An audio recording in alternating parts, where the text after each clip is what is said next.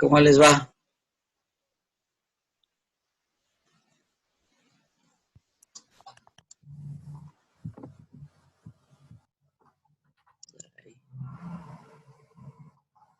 Listo, jóvenes. Vamos a iniciar la clase. En primer lugar, haciendo una breve disculpa de por qué no pude reunirme la semana anterior con este curso, en vista de que tuve problemas de conexión en mi casa. Es una conexión a internet muy familiar, entonces fue difícil, no lograba, se atascaba el sistema y también trabajamos 4 ahí, entonces estaba complicado. He tenido que cambiar también de casa para que sepan ustedes eso y bueno, ahora estamos muy bien. Es decir, estoy con una conexión como es mucho más fuerte. Bien, eso en primer lugar para disculparme. Segundo, bueno, mi nombre es Olger Díaz, yo soy antropólogo, estudié en la Universidad Salesiana, pero también estudié psicología en la Universidad Católica, de tal manera que tengo esas dos ramas de la ciencia y sobre todo me defino más como antropólogo y desarrollo eso. Entonces, voy a trabajar con ustedes en calidad de antropólogo y no como psicólogo. Bueno, me pidieron que trabaje la materia de metodología de la investigación científica, entonces vamos a abordar eso. Bueno, no sé si antes de empezar una explicación del programa, luego la metodología de trabajo que ya les puse también una primera tarea en su aula virtual, también que tengo de un PowerPoint. No sé si ustedes tienen alguna pregunta antes de iniciar la clase, o si tienen sugerencias, o si tienen, qué sé yo, inquietudes también.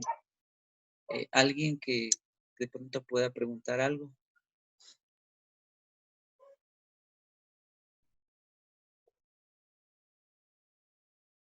¿No?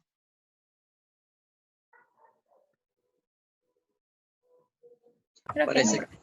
Parece que no. ¿Me están escuchando? Sí. Sí, yo Ya, tengo listo. una pregunta. A ver. Tal vez nos va a aplazar, o sea, tenemos que entregar con esa misma fecha que ahorita está en el ABAC, o nos va a aplazar. Ya la tarea. Bueno, entonces mira, esa pregunta la voy a contestar en mi segunda intervención que voy a hacer sobre la metodología de investigación. Ahí les voy a contestar esa pregunta. Tal vez habrá alguna otra.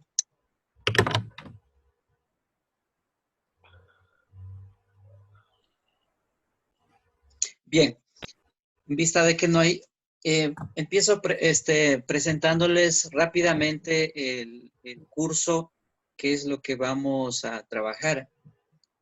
Metodología. A ver, metodología, básicamente la idea o el concepto nos habla de un proceso que hay que seguir.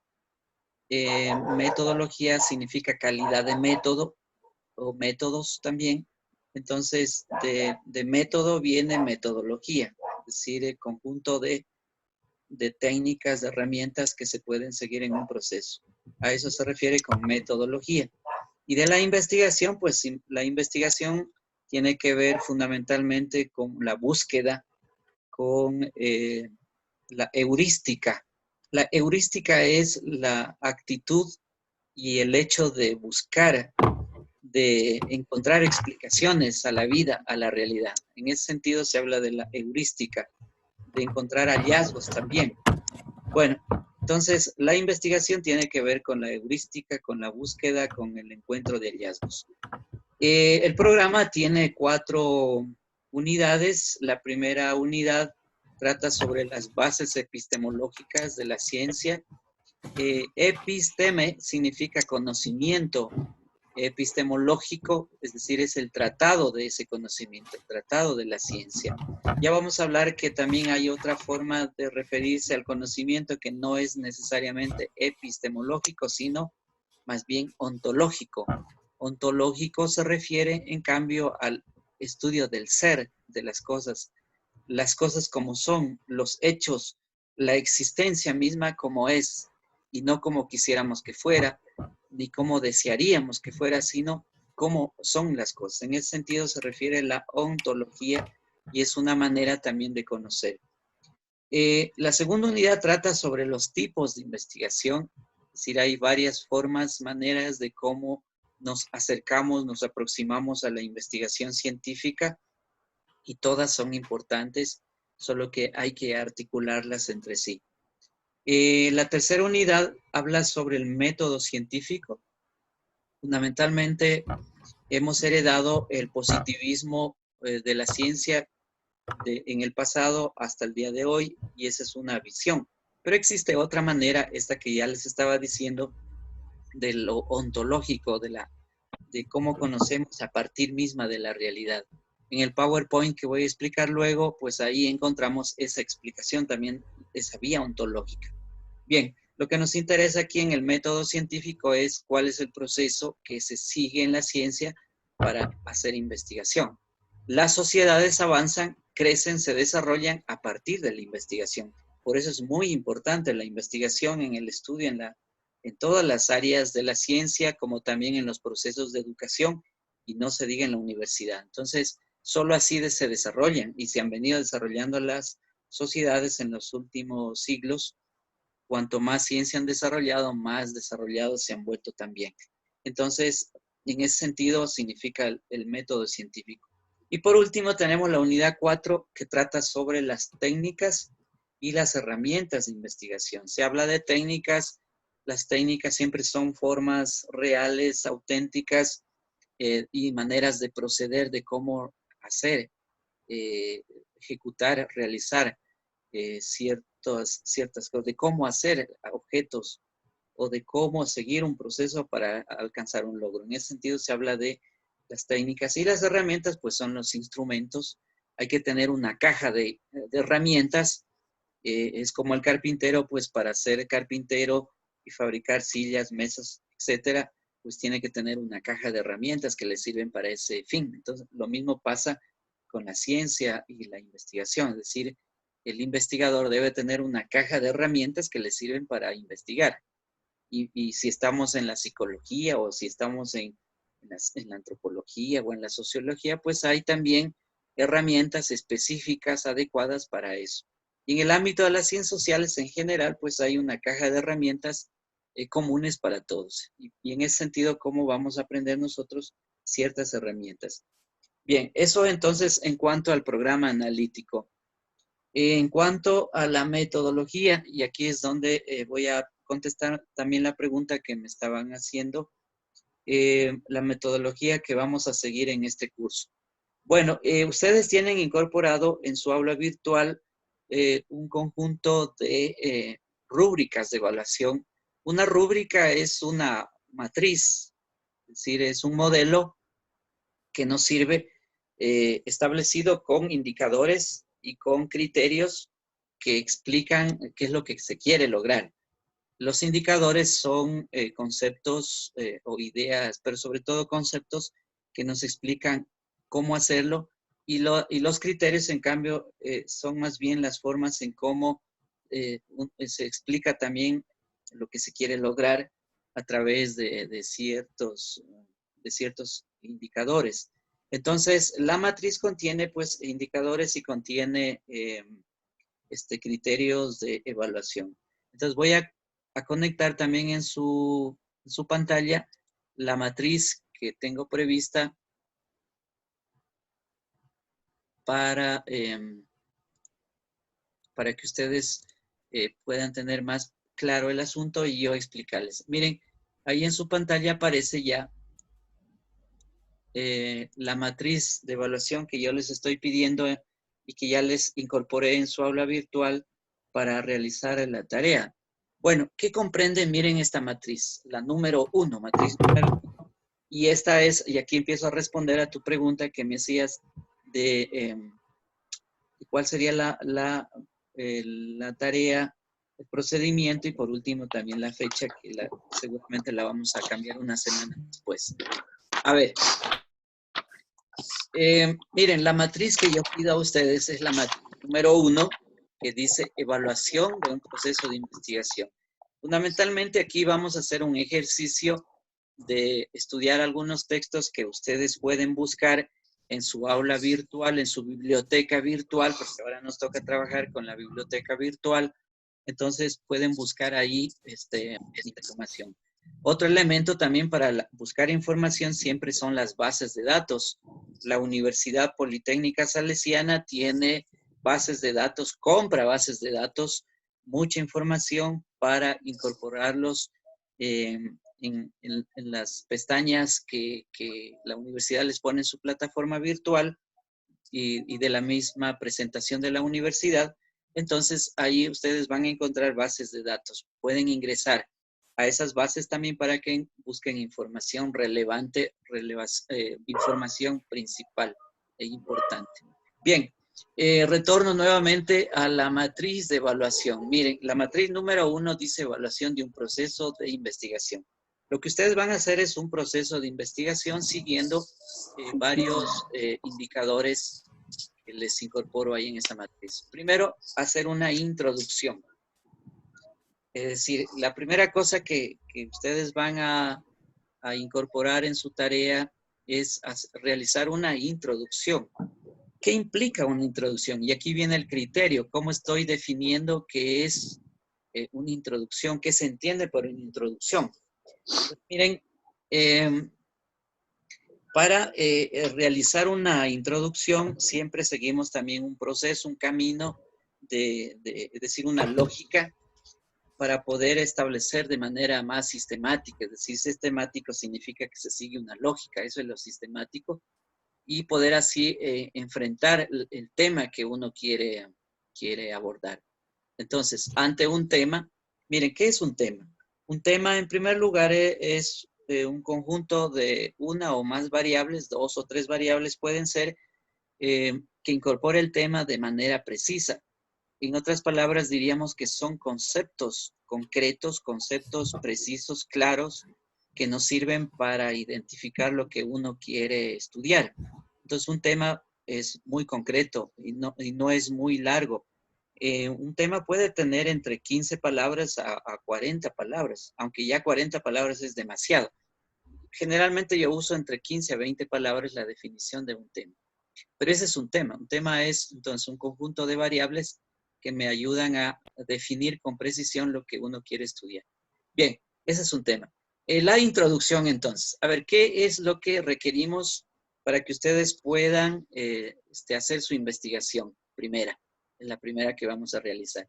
Primero, yo digo plantea la temática central. ¿Sí? Ese es un primer elemento que ustedes deben abordar. ¿Qué es esto de plantear una temática? En este caso, fundamentalmente es que ustedes a partir del tema puedan describir cuáles son los autores, las ideas que se han venido trabajando en torno a ese tema. Es decir, quiénes están trabajando el tema, qué dicen sobre el tema. Incluso hasta uno podría encontrar teorías que están hablando sobre el tema. Es decir, hay fuentes de información que ya me están hablando del tema. Entonces, plantear la temática significa definir el tema a partir de las fuentes de información, a partir de los autores o a partir de las teorías también que pueden existir. En ese sentido, se habla de plantear la temática central. Entonces, esta es una primera cuestión que me va a llevar a la segunda parte de la introducción que dice, establece una pregunta de investigación. Una pregunta de investigación siempre es una pregunta no cualquiera, sino propio de la investigación. Por ejemplo, si yo digo, ¿por qué es algo? O ¿por qué sucede algo? Ya es una pregunta. Otra pregunta de investigación es ¿cómo sucedió? ¿O qué fue? ¿O cómo se realizó? Entonces, ahí estamos hablando de una pregunta de investigación. Otra pregunta puede ser, ¿qué es algo? ¿Qué sucedió? Entonces, miren, ahí tenemos como ejemplos 3 preguntas que les pongo yo, que les digo que es una pregunta de investigación. Una pregunta de investigación no es una afirmación con signos de interrogación. Si yo digo mañana iré a la escuela, pues, y le subo el tono, pues sencillamente no es una pregunta de investigación. Podría ser una pregunta de una conversa entre dos personas, o con papá o mamá, o con mi hermano, preguntándoles si mañana se irá a la escuela, pero eso no es pregunta de investigación. Entonces hay que diferenciar entre preguntas de investigación y preguntas que no son de investigación. Bien, entonces, una investigación requiere de por lo menos una pregunta de investigación. Es decir, ustedes tienen que escribir una pregunta. ¿Cuál va a ser la pregunta a partir del planteamiento del tema que hicieron previamente, que hicieron antes de abordar la pregunta? ¿Sí? Entonces hay que hacer una pregunta, porque la pregunta me direcciona. La pregunta es el camino que me va a permitir buscar información, indagar información, acumular información, recuperar información. Todo eso me sirve porque yo quiero contestar una pregunta a lo largo de mi investigación. Entonces hay que hacer una muy buena pregunta para recuperar toda la información que requiero y contestar esa pregunta.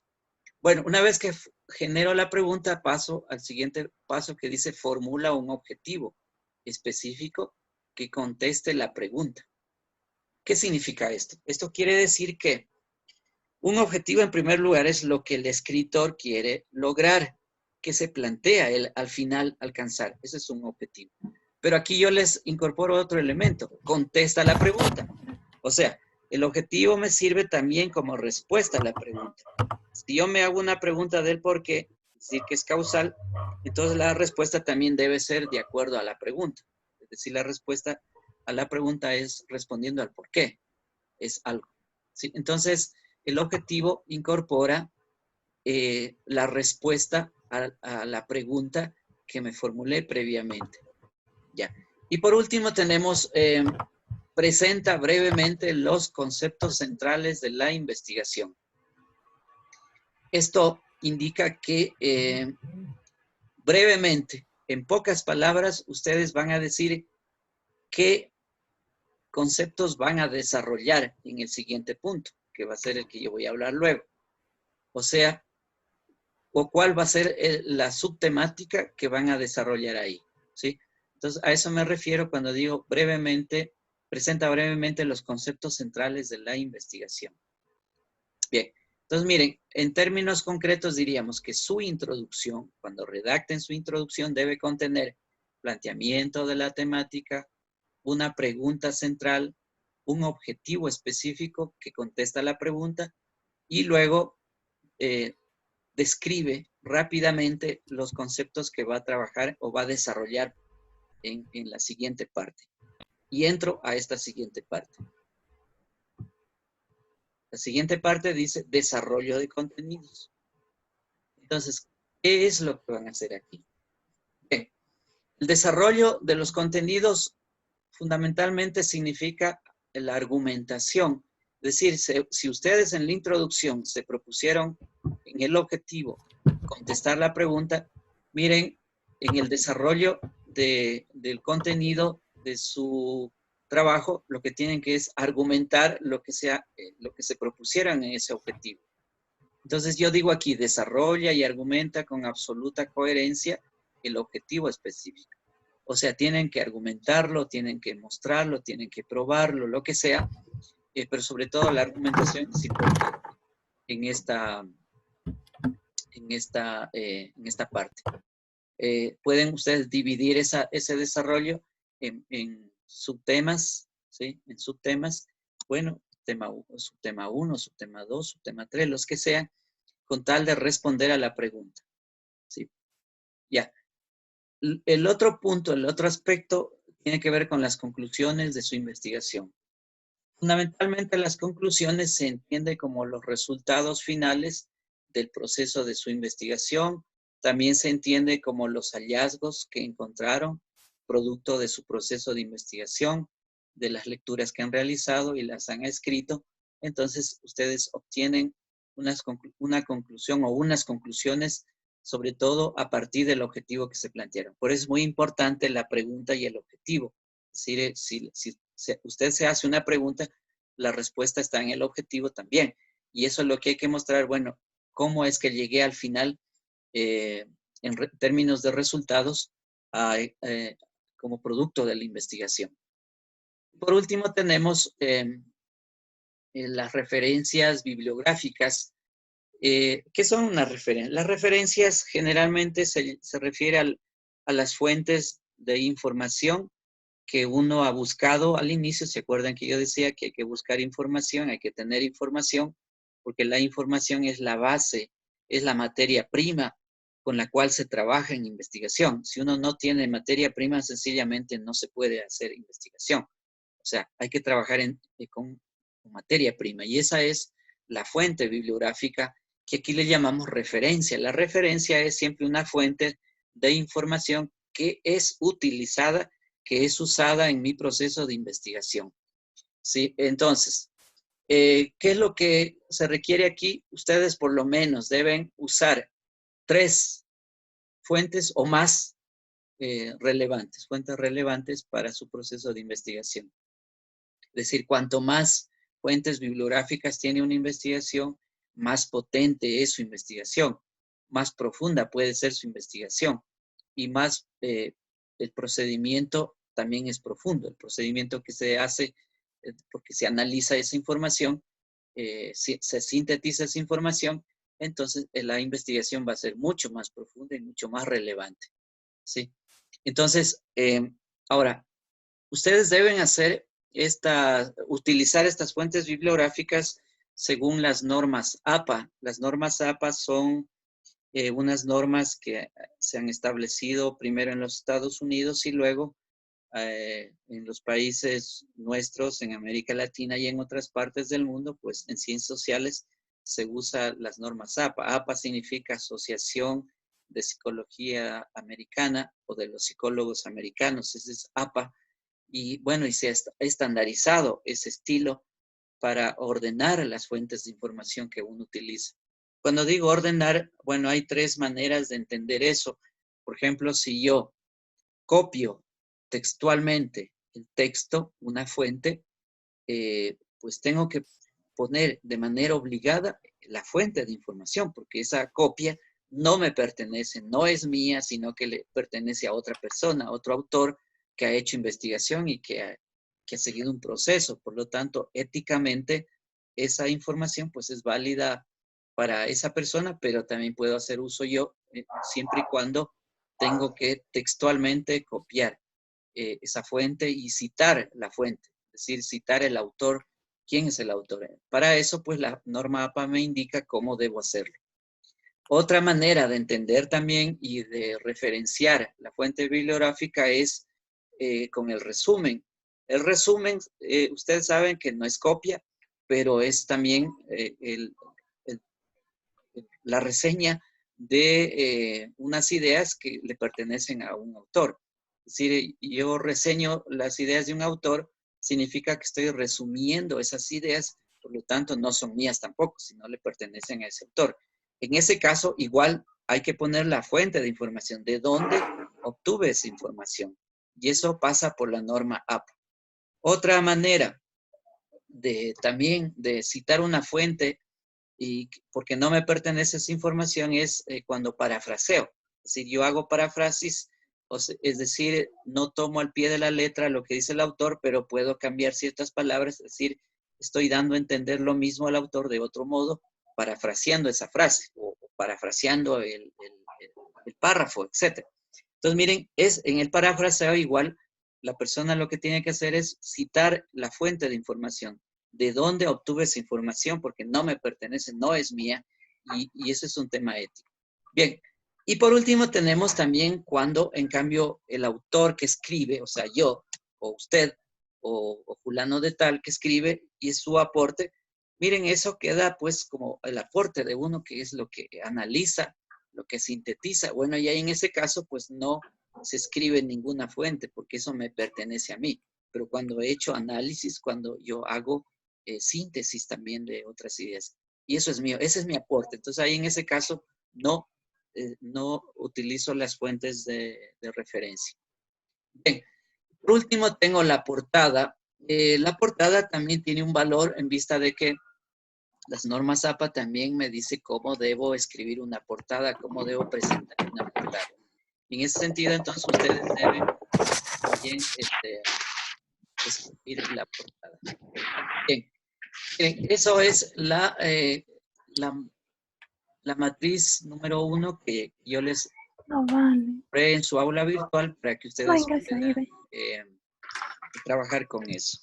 Bien, A ver, en todo caso, sobre esta explicación, yo diría que, dada la petición que me hicieron, miren, voy a postergar una semana más, si no será hasta el 6, sino hasta la siguiente semana, debo revisar bien la fecha, para poderles avisar de la fecha para que ustedes puedan presentar su tarea y hacerlo bien también. Teo, Sí. hazme un Bueno, favor. eso es Ayúdame jóvenes, a ver. escribiéndole a la Naya en la parte de abajo de mi Mientras,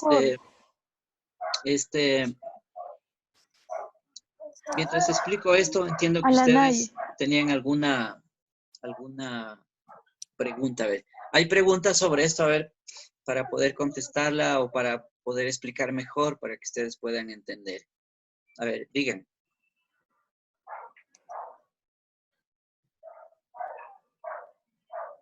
Profe, solo se toca hacer la matriz número 1. Solo la matriz número 1, sí, porque esa es la que yo les estoy indicando para que hagan la investigación. Las otras matrices utilizaremos posiblemente en semanas posteriores, pero eso se va indicando cada vez. No es que todas tienen que hacerlo, porque cada una tiene su manera de ser, su proceso, su forma de proceder. Entonces, por ahora es esta matriz y esta es la que hay que trabajarla bien. La matriz número 1. ¿Y el tema sería criterios y rangos de la valoración? ¿O cuál es el tema? Disculpe. A ver, no tengo en este rato el tema que les puse ahí. Pero básicamente son, a ver, de lo que yo recuerdo son sobre, las bases epistemológicas, me parece que les puse. Sí. Es decir, Ya, trabajamos las bases epistemológicas que corresponden a la unidad 1. Ya, profe. Ajá. Listo. Muchas gracias.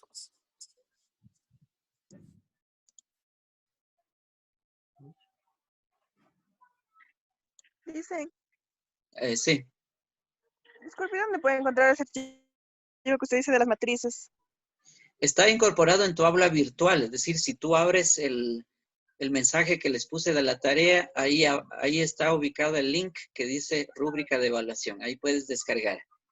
Ah, en la tarea ya. Sí, ahí mismo está Gracias. la tarea. Por eso es, a ver, recomendación a todos los estudiantes. Veo que hay 31 estudiantes. Siempre deben estar entrando a su aula virtual, conectándose y revisando su plataforma, porque solo así es posible saber lo que el profesor está determinando. Sí, entonces entren permanentemente y estén revisando ahí qué es lo que se está pidiendo. Esa es una petición también que les hago. ¿Alguna otra pregunta o inquietud que tienen sobre lo que acabé de explicar de la parte metodológica?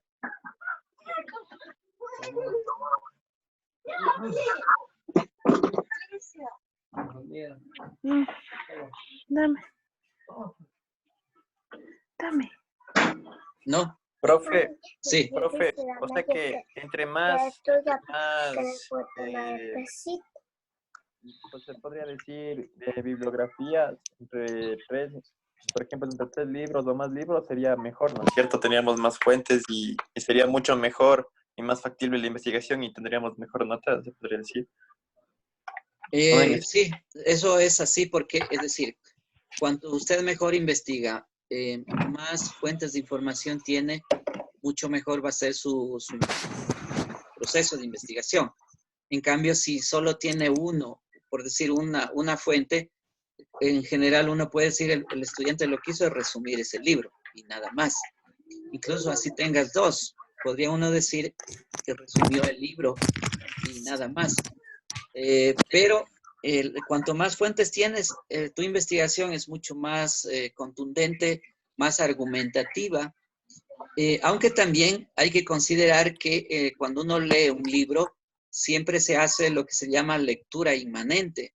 La lectura inmanente significa que cada párrafo que uno va leyendo lo profundiza, lo medita, lo reflexiona y trata de entenderlo y de incluso de subrayar las ideas fundamentales que están ahí y darles explicación a esas ideas fundamentales.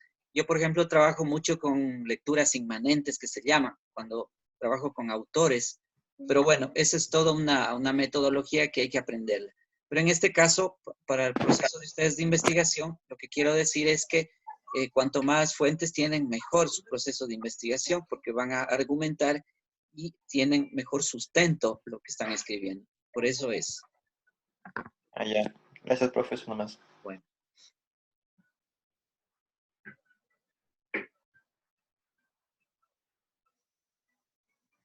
¿Algo más?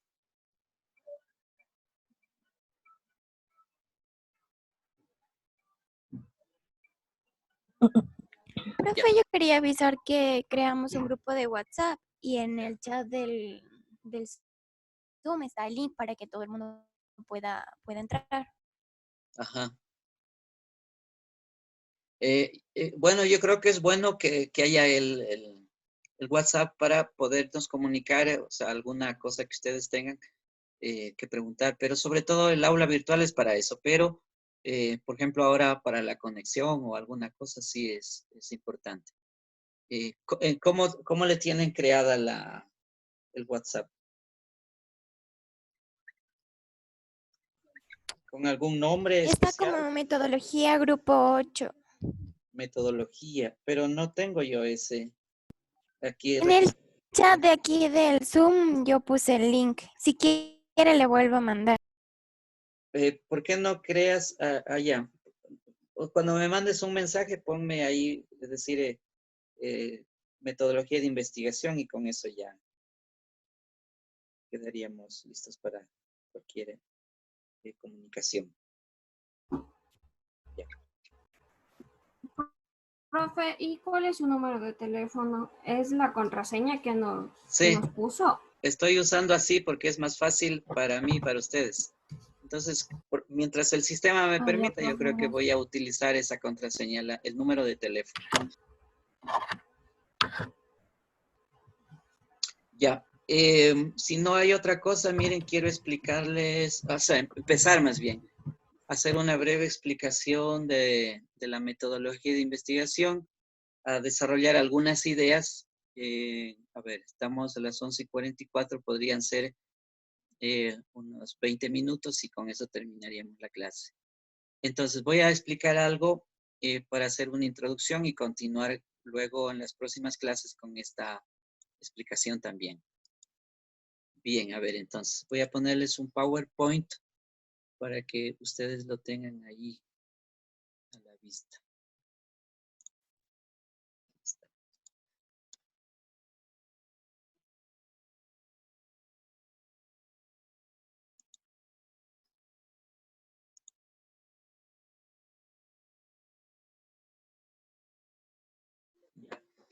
Miren, voy a desarrollar esto que se llama metodología de la investigación. Ya les había dado algunas ideas de qué es la metodología y qué es la investigación como conceptos. Quiero desarrollar aquí otras ideas paso a paso de qué es esto de la metodología y de la ciencia. Es una introducción a la ciencia propiamente. ¿De qué hablamos cuando hablamos de ciencia? Ciencia, en el latín, la scientia significa el conocimiento, el conocer, pero es el conocimiento. Todo conocimiento siempre es un hecho o hechos, y esos hechos también son sociales. ¿Sí? Los hechos sociales son conocimiento en ciencias sociales. También el conocimiento es histórico en el sentido de que se desarrolla a lo largo del tiempo. Los conceptos tienen una genealogía, es decir, un origen, y se desarrollan a lo largo del tiempo también los conceptos. Por lo tanto, los conceptos van cambiando o van teniendo un nuevo significado. Entonces, los conceptos, como les decía, son expresiones de la realidad, pues mire, se desarrollan con el tiempo y van cambiando con el tiempo porque son dinámicos. Ese dinamismo es histórico. Entonces, el conocimiento es histórico Y también diríamos que el conocimiento tiene que ver con la sociedad, es decir, con lo que los hombres y las mujeres sabemos hacer en el entorno social, en su cotidianidad, en lo que cómo se organiza. En ese sentido, entonces, también el conocimiento tiene que ver con eso. Desde que el hombre existe, es un ser en situación relacional con la realidad. Es decir, nosotros seres humanos estamos en relación, somos seres de relación con nosotros mismos, pero también con los otros que nos rodean. Es decir, los otros que nos rodean son la sociedad, son los individuos en sociedad. Por eso es que el ser humano es un ser social eminentemente. Por su propia naturaleza humana es un ser social. Sin embargo, al decir realidad, también nos preguntamos qué entendemos por realidad. Y esto es muy importante en la ciencia, es decir, porque el punto de partida es la realidad y no es otra cosa. La realidad es lo que existe, lo que hay, es el ser propiamente de lo que está envuelta la vida. Entonces, eso es lo real. Y la realidad es sumamente compleja, no es una cuestión sencilla, simple, no. La realidad es sumamente compleja, pero por eso mismo está la ciencia para ir descubriendo incógnitas en esa realidad. Podemos decir que nos referimos a lo existente desde dos dimensiones de relación. Primero, las relaciones del hombre con la naturaleza. Nosotros los seres humanos somos eminentemente seres que venimos de la naturaleza, somos naturales también. Y cuando digo naturales me refiero a que nuestra composición es inorgánica, es decir, estamos hechos de material inorgánico, toda la química, el hierro, qué sé yo, los metales, todo eso es parte de nuestro ser inorgánico, pero eso es parte también del ser vivo.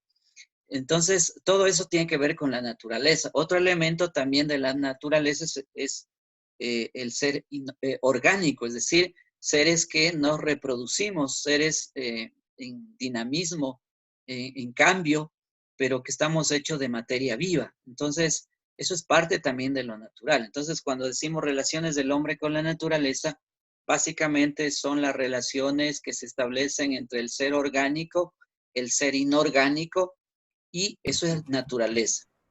Ya, entonces ahí hay una naturaleza biológica, pero no es solamente eso. También tenemos relaciones de los seres humanos entre sí, entre nosotros. Es decir, somos una realidad social. Es decir, aquí estamos hablando ya de un ser social propiamente. El problema en la sociedad actual es que piensa que el humano solito, el individuo solo como persona es la célula de la sociedad. Y eso es equivocado, porque la célula de la sociedad no es el hombre solito, es el ser gregario, el pertenecer a una comunidad. Es decir, somos un individuo en relación con otros, que es la comunidad de existencia. Es decir, venimos al mundo en comunidad, es decir, el papá, mamá nos recibe, y luego formamos parte de una comunidad mucho más amplia, que será mi pueblo, que será la localidad, que será la ciudad, y luego está la sociedad más grande, ecuatoriana, y luego está la sociedad mucho más amplia, que es el mundo. Entonces, miren, es decir, somos seres gregarios, seres sociales. En ese sentido se habla de realidad social. Bueno, si juntamos estos dos elementos, si la realidad natural y la realidad social, pues tenemos entonces que los seres humanos nos realizamos en la práctica social, es decir, somos producto de lo que hacemos, producto de lo que los seres humanos hacen con sus actividades cotidianas, y eso pasa por el modo en cómo se produce, por el modo en cómo trabajamos la tierra, por el modo en cómo trabajamos también las prácticas sociales, etc. Esta práctica social se le puede dar el nombre también, en términos más filosóficos, de praxis. Es decir, la praxis es el trabajo humano que está en juego ahí. Bien, entonces, así podemos entender esto de qué es la ciencia propiamente. Otra idea, a ver, para precisar mejor lo anterior. ¿De qué hablamos cuando hablamos de ciencia? Miren, para que quede claro, el punto de partida de la ciencia es la realidad. ¿sí? Lo que hay, lo que existe, lo que vemos, lo que palpamos, lo que evidenciamos, lo que es. Y por eso es el ser. El ser es lo que es, no lo que no es. Lo que no es, no existe. Entonces, el punto de partida de la ciencia es la realidad. Y ahí aparecen dos preguntas que son fundamentales en la ciencia. ¿Y qué es la realidad? ¿Sí? Ustedes se preguntarán, ¿pero y qué es la realidad? Porque la realidad, ustedes dirán, es todo. Sí, pero es todo, pero está hecho de millones de objetos, está hecho de millones de cosas, es decir, está hecho de átomo, de neutrones, de protones, etcétera. Y después está hecho de relaciones, ¿ves? Entonces, la realidad también es relación. Entonces, hay una naturaleza de la realidad, hay una estructura de la realidad, y es muy vasta esa, muy amplia, ¿sí? Por eso que la ciencia no trabaja con todito eso, sino que tiene que ir especificando qué. Y ahí es el todo, es decir, el todo puede ser una célula, pero la célula conectada con otras, puede ser el átomo, pero el átomo está conectado con otros elementos hacia adentro del átomo y hacia fuera del átomo, etc. Entonces, preguntarse por qué es la realidad es una pregunta fundamental para la ciencia. Y la otra, asimismo, clave es cómo conocemos entonces la realidad. Y aquí entramos en el punto de la ciencia propiamente. Es decir, se pregunta cómo se conoce la realidad. ¿Cuál es la naturaleza del conocimiento mismo de esa realidad? Y esta perspectiva tiene que ver con lo que se llama la ontología histórico-social. Ontología significa el estudio del ser de las cosas, pero de manera histórica. Es decir, se estudia el ser de la naturaleza, el ser de las cosas, el ser de las personas y sus relaciones de manera histórica. Histórico significa que hay procesos, que hay fases y que son cambiantes, porque hay la ley del movimiento que hace que la vida, la sociedad, la naturaleza también esté cambiando constantemente. Entonces, en ese sentido se habla de lo histórico. Y es social porque estamos hablando de la relación que se establece entre seres humanos, entre unos con otros, y esas relaciones son determinantes en la sociedad. Por ejemplo, voy a poner el ejemplo que estoy usando en estas clases, es el ejemplo del coronavirus. ¿Qué relación se establece entre ese virus creado en laboratorio y con los otros seres humanos? Primero, con aquellos que lo hicieron. Segundo, con aquella persona o aquellas personas que lo dejaron ahí en ese mercado chino. Y luego miren el impacto que tiene eso en las relaciones ahora, actualmente. De hecho, nosotros estamos en un aula virtual trabajando para evitar el contagio con el virus. Miren las relaciones que se establecen ahí. Entonces, cuando decimos ontología social, fundamentalmente estamos hablando de las relaciones que se establecen entre objetos y personas, o entre personas que somos sujetos y los objetos. Es decir, hay una relación de sujeto-objeto. Y ambas son codeterminantes, ambas se requieren. Entonces, el punto de vista, a ver, si queremos decir epistemológico y nociológico, en la metodología de la ciencia es la relación que se establece entre sujeto-objeto y objeto y sujeto. ¿Ves? Un poco hablando ya más técnicamente. Entonces, miren, estas preguntas son fundamentales.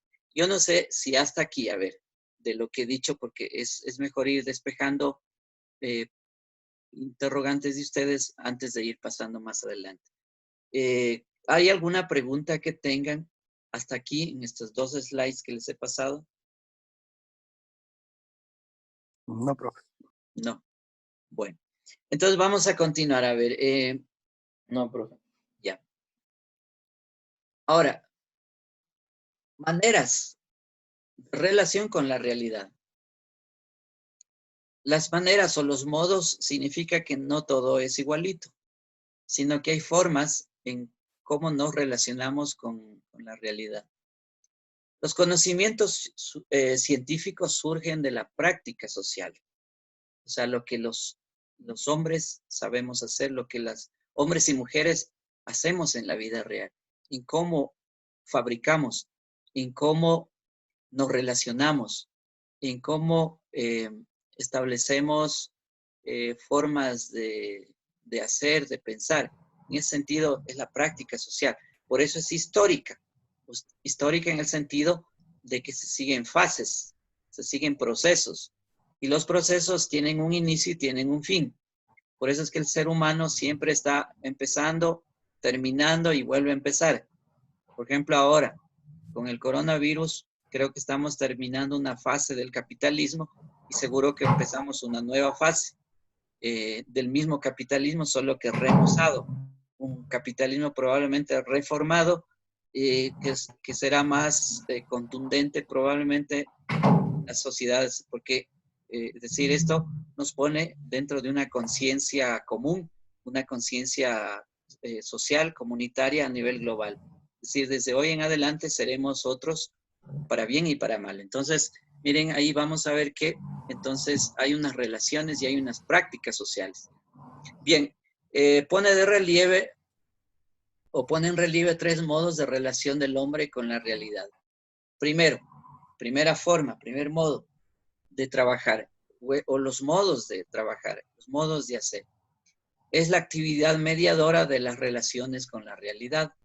Son relaciones productivas. Generalmente, desde las ciencias sociales, pensamos que lo que está en primer lugar en la sociedad, en toda la sociedad, son las relaciones productivas, es decir, el trabajo. El trabajo humano es el que nos transforma. Y el trabajo humano tiene que ver con los modos en cómo producimos, en cómo actuamos, en cómo hacemos. Entonces, las relaciones productivas son fundamentales, las cuales son el vínculo fundamental del hombre con esta realidad natural y social. Se puede decir también entonces que hay unas condiciones materiales de existencia. Es decir, los seres humanos nos desarrollamos a partir de condiciones materiales existentes,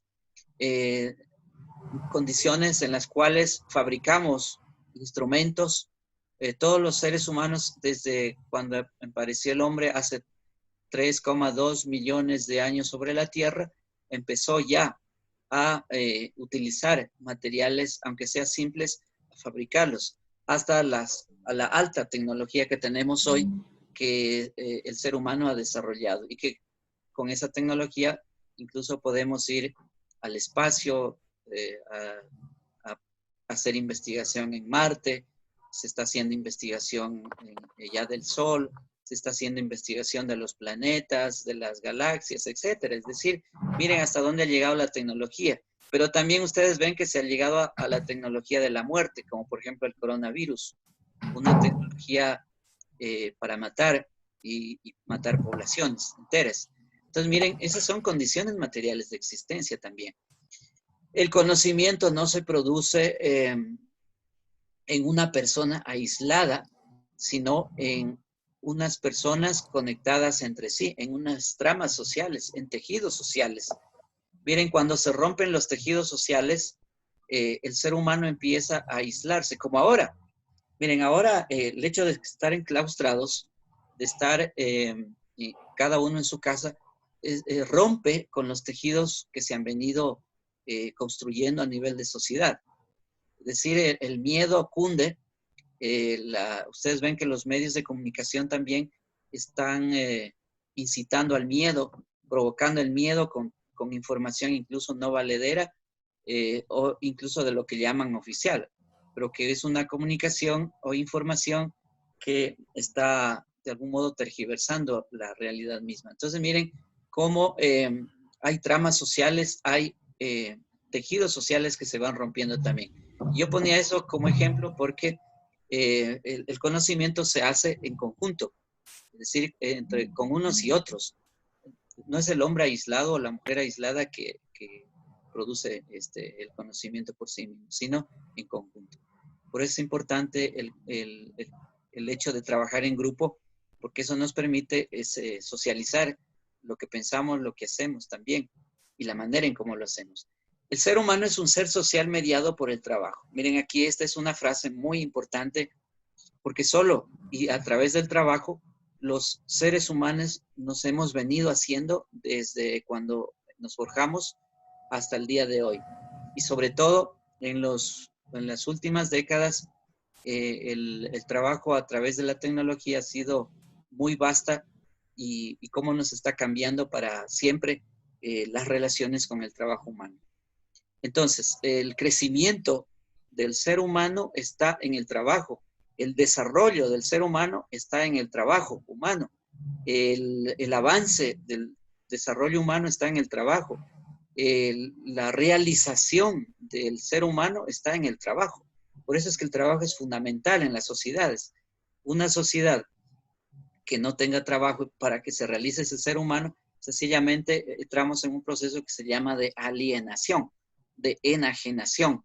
Alienación significa el rompimiento con nuestro ser, el alejamiento con nuestro ser, el desmembramiento con nuestro ser, porque el trabajo, no me refiero al trabajo asalariado, sino al trabajo humano como tal, que es el que nos realiza.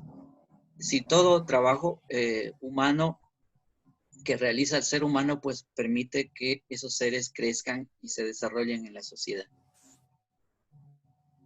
Bueno, pues hablaba primero del modo de trabajar. Veamos otro modo, el modo de conocer, o los modos de conocer. ¿De qué forma el hombre se aproxima a esta realidad? Y es el método. El método para aprender esta realidad debe ser concordante a ellas. Es decir, ¿cómo captamos, cómo capturamos la realidad? La capturamos a través del método. Método significa camino, significa meta, significa procedimiento, significa visión. Para la investigación que nosotros estamos abordando, aquí la vamos a tomar en términos de procedimiento, de proceso, de camino. En ese sentido vamos a tomar el concepto de método. Pero toda realidad, para ser aprendida, captada, capturada, abstraída, necesita del método. El método también y el conocimiento es una realidad dinámica y cambiante. Es una unidad dialéctica con la naturaleza. A ver, aquí aparece un término que es también importante en las ciencias sociales y en la investigación. ¿Qué es la dialéctica? La dialéctica es la relación que se establece entre objetos y sujetos. Es decir, las personas establecemos relación con las cosas, con los hechos, en la sociedad, con la sociedad. La dialéctica inicialmente era para Heráclito de Éfeso, que era un griego. Él decía es el diálogo, pero es la confrontación también en el diálogo y en la capacidad de discutir. Así lo entendía Heráclito de Éfeso a la dialéctica. Pero la dialéctica no es solo eso. La dialéctica es la relación también contradictoria en la realidad. Es decir, todo tiene su contradicción. Por ejemplo, la contradicción de vivir, de la vida, es la muerte. Es decir, vivir significa morir. Y no es porque uno quiera o no quiera, o porque alguien lo impuso, ¿no? Sencillamente es que hay la dialéctica de la vida. Y la dialéctica de la vida implica la muerte, que es un proceso natural. Es decir, venimos del polvo cósmico y regresamos al polvo cósmico.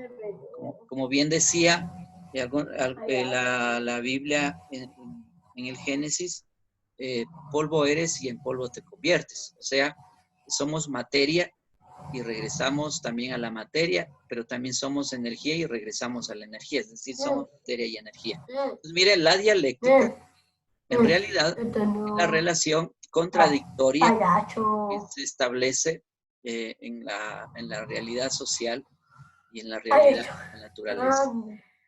¿Por qué se da esto? Se da por la ley del movimiento que se llama universal, ¿sí? Es decir, una de las leyes muy importantes en la ciencia es la ley del movimiento. Todo está en movimiento.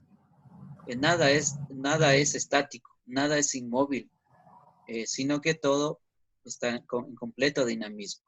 El universo en general ha sido así, continúa así.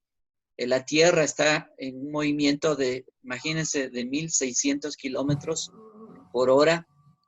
se mueve la Tierra alrededor de ella mismo, y eso genera, por supuesto, la gravedad y genera otras relaciones de movimiento con respecto al Sol y con respecto a la Luna y con respecto a otros astros. Entonces, miren, para que vean solamente la ley del movimiento, ¿sí? La sociedad está en permanente movimiento, es dinámica, está cambiando, cambia constantemente. Bueno, esa es la ley del movimiento. Por eso es muy importante. ¿Cómo captamos el movimiento de las cosas? Esto solo se hace por la metodología de la investigación. Bien, creo que con esto voy a ir terminando también mi explicación para continuar la próxima clase. Yo les puse también el PowerPoint en su aula virtual y revisen las ideas, mastiquen las ideas, metabolicen las ideas para discutirla en la clase. Como la realidad no es constantemente igual, sino esencialmente dinámica, el ser real es permanentemente devenir. Devenir significa que siempre llega a ser y vuelve a ser, inicia y tiene un fin. Si todo es una contingencia. Contingencia significa que empieza y termina. Y así es las relaciones en la sociedad y las relaciones con la misma naturaleza. Las relaciones entre los hombres y de estos con la naturaleza es un proceso dinámico. El cambio y la transformación son su esencia. No es el reposo, ni es la inmutabilidad, es decir, lo que no cambia, sino todo lo contrario. Bien, vamos a dejar para la próxima clase el tercer modo de relación con la realidad, que son los modos del ser, es decir, la relación del sujeto-objeto. Bien, hasta ahí entonces vamos a hacer la presentación de este PowerPoint. ¿Preguntas, tal vez? No, listen. Bueno. Profe, sí, una pregunta. Tal vez nos va a calificar materia o algún cuaderno, o ya eso es por nuestra parte. Disculpa, no te estoy entendiendo, está como interrumpida la conexión. No te escucho Me bien. decía que si es que nos va a calificar. ¿Cuál? ¿La tarea? No, nos va a calificar tal vez alguna materia que tengamos en algún cuaderno. Ah, no, miren, no. Generalmente, a ver, ¿cómo es que yo trabajo y qué es lo que en realidad me interesa a mí? Mira, yo trabajo más con lectoescritura. Es decir, un estudiante de la universidad pues tiene que leer y escribir. Por lo tanto, tiene que leer los textos y escribir sobre esos textos. Que hay que ir haciendo apuntes de lo que uno lee, eso sí es correcto, pero eso es ya un asunto más personal, es decir, cada quien tiene que también tener su método de estudio. Cada uno sabemos cómo estudiamos. A mí, por ejemplo, te voy a decir mi experiencia personal. Mi método de estudio es leer, subrayar y luego esquematizar. Es decir, me gusta esquematizar, hacer, por ejemplo, mapas mentales o mapas conceptuales. Generalmente hago eso o algún otro tipo de mapa, pero mis preferidos son el mapa mental y el mapa conceptual. Entonces, yo trabajo así. Es decir, las materias o los libros que leo, los artículos, los traduzco en un mapa y después cuando requiero volver sobre ese artículo o ese libro, pues mira, reviso el mapa y ya tengo un mapa ahí de carreteras, llamémosle así. Entonces, mira, yo no recibo apuntes en cuadernos o qué sé yo, no. Porque, bueno, esa es una herramienta que cada uno pues tiene que tener para ir haciendo anotaciones, que está bien, o sea, eso está bien. Pero no lo reviso tampoco. Lo que sí le pongo énfasis es a la tarea, por ejemplo, a la que les expliqué ahora, a esa investigación, ahí sí, pues le pongo ojo para ver si está bien hecha, si siguen el procedimiento que se les pide. Por ejemplo, el manejo de las normas APA, cómo resumen, cómo ustedes crean su punto de vista, cómo argumentan, eso sí, pero el otro no. No sé si contesté a tu pregunta. Pues sí, profe, muchas gracias. Ya, muy bien. ¿Habrán más preguntas, inquietudes? Ya. Una No, última no, cosa. profe, Sí. ya no. Les iba a decir una última petición. Miren, como trabajamos con lecturas, y yo les decía con lectoescritura, escribir, leer y escribir. Entonces, sí requiero que en las clases que tengamos, ustedes traigan, por ejemplo, ideas para que expliquen lo que han leído. A mí me gusta mucho la participación de ustedes, que lo hagan en clase como producto de la lectura. Discutir sobre esas lecturas, porque lo que dicen los autores no siempre puede ser lo posible, ni es tampoco absoluto, sino que el autor pues trabaja conceptos, pero los conceptos también no son absolutos, sino que están conectados con otras realidades. Entonces, hay que tomarlos así a los conceptos, y lo mismo pasa con las categorías que hablé. Entonces, mira, la participación de ustedes con sus lecturas en el aula de clases son fundamentales, que ustedes puedan participar, que puedan emitir su punto de vista, que puedan decir sus resúmenes, sus comentarios, etcétera. Entonces, yo les pido a que cada clase que vengamos, pues, mire, traigan ideas, es decir, resumidas, por ejemplo, en el cuaderno que tú decías, en ese cuaderno se pueden ir resumiendo y traer a la clase, ¿sí? Para que no sea un monólogo que hace el profesor solito, porque un monólogo ustedes saben que probablemente se estén durmiendo o estarán escuchando música también y no escuchando al profesor. Entonces, en ese sentido, más bien y esa es mi petición.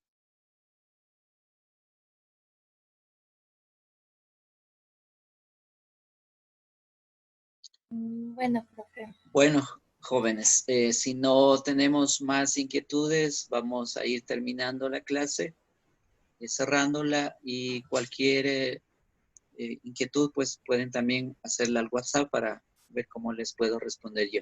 Aunque el aula virtual es el aula oficial que tiene la Universidad de Comunicación. Es decir, ahí ustedes pueden ir escribiendo sus puntos de vista. Bien, Ya, profe. si eso es todo, pues entonces, gracias por la atención. Aprovechemos Muchas gracias. en el tiempo. Igual, gracias, profe. Eso, no hace falta darles recomendaciones sobre lo que está sucediendo, pero creo que nos debe ayudar a reflexionar sobre lo que sí nos está aconteciendo a nivel global en la sociedad, y cómo deberíamos hacer, cómo organizar esta sociedad, que así como anda, no anda bien. En esos jóvenes, entonces nos veremos la próxima clase. Gracias, profe. Bueno, Gracias, profe. Gracias. Luego. Gracias, profe. Hasta luego. hasta Profe, nos luego. vemos, que le vaya bien, profe. Un gusto Hasta luego, verlos. profe. Chao. Chao.